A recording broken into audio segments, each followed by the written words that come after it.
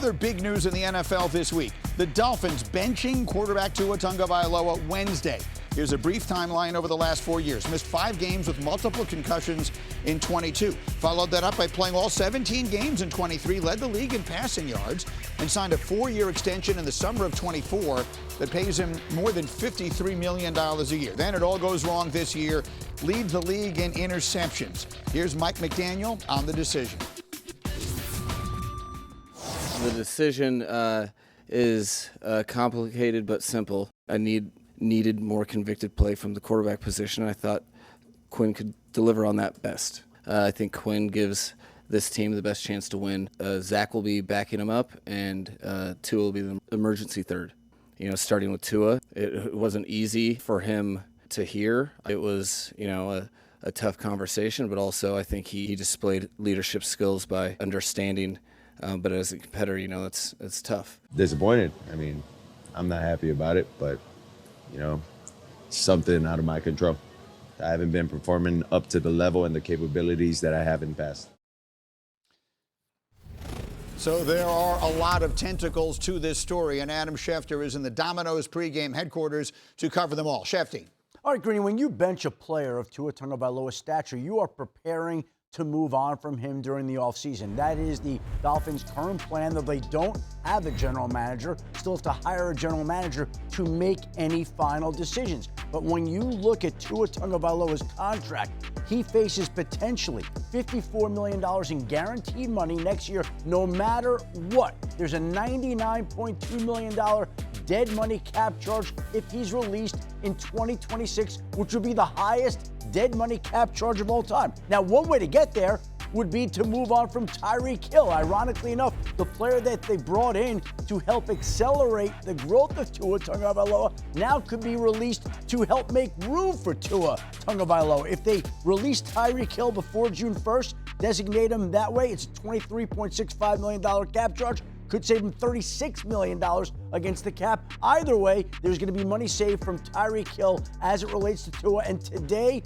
they will start Quinn Ewers. They want to see what they have in this young rookie quarterback before they head into the offseason. If they feel like they have found a potential quarterback of the future, it could impact the way they attack the offseason and the 2026 NFL Draft.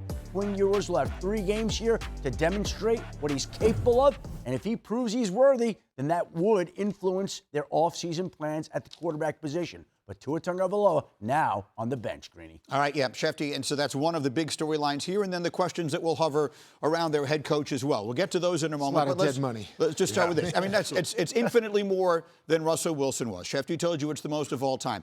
I think people will wonder, is that it for Tua Tagovailoa as a starter in the NFL? Do you believe week 1 of next season he is somebody's starting quarterback?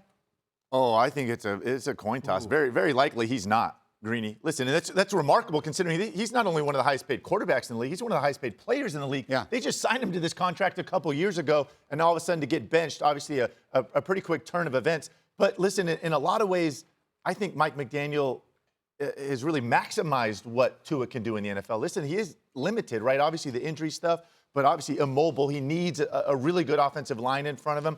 Late in the season, this guy really struggles to drive the football. We've seen that in cold weather games.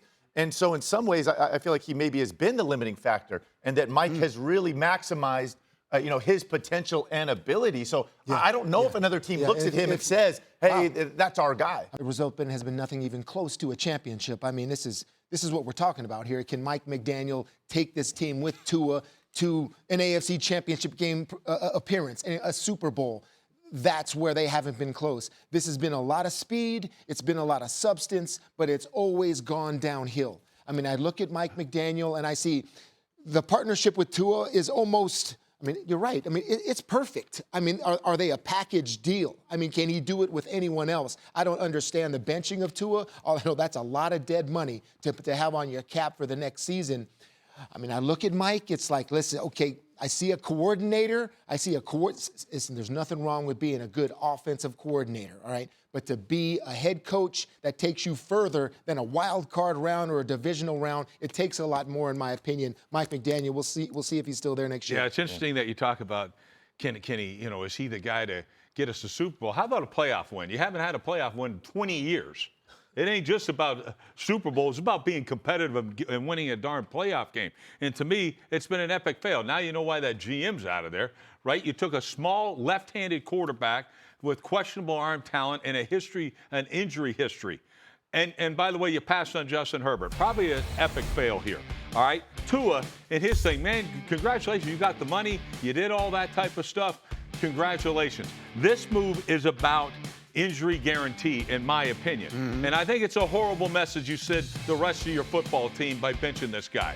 It's okay for you to get hurt, Randy, but it's not okay for our quarterback to get hurt with all this guaranteed money. We don't want to be stuck with all of it. That's why this move's happened. Yeah, but do you think he's the quarterback of the future? No, hell, I don't think so. So can you blame them for not? No, but I'm saying this. I just think the message is horrendous. And because the rest of it's like we're punting on the season. How else do I know it's a horrible message to send? What happened to your number 2 quarterback? You just passed him over. So, Zach Wilson, here's the message to you, too. You're not going to be in the building either. They don't think you can play worth a darn either. How do you pass him? He's been number 2 all season, and you just say, oh, forget it. Let's play the rookie to make sure, let's see what we have in him. Okay, I get it. But I'm telling you, I hate the message. We saw a similar message from the Giants when they benched Daniel Jones. I can't stand that kind of message. Look.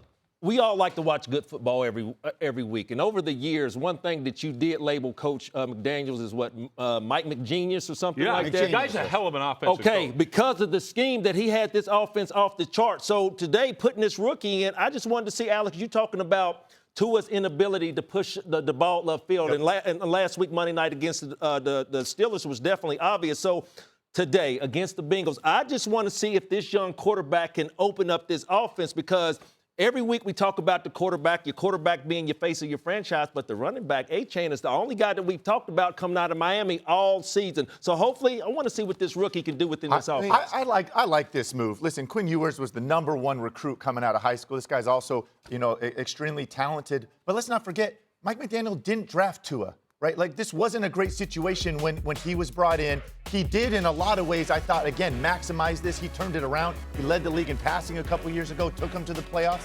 In some ways, I think you can make the argument that maybe Mike deserves a chance to get his guy in there, right? This running game is phenomenal. I couldn't imagine if he got a quarterback with some mobility what he could do, right? Like, in some way, 3 weeks. You get 3 weeks with Ewers. I mean, let's see what he does. I mean, it looks good. Maybe he saves his job. I mean, that's something too. If this team plays for him the next 3 weeks, I guess you can look for that closely. If he has that locker room, and if he does, I mean, maybe you have your Here's guy. what I think is going to happen. I think he's going to be horrendous in this game. We'll see, because most rookies are, right, when you put him in there. And what's it say about the future of your team?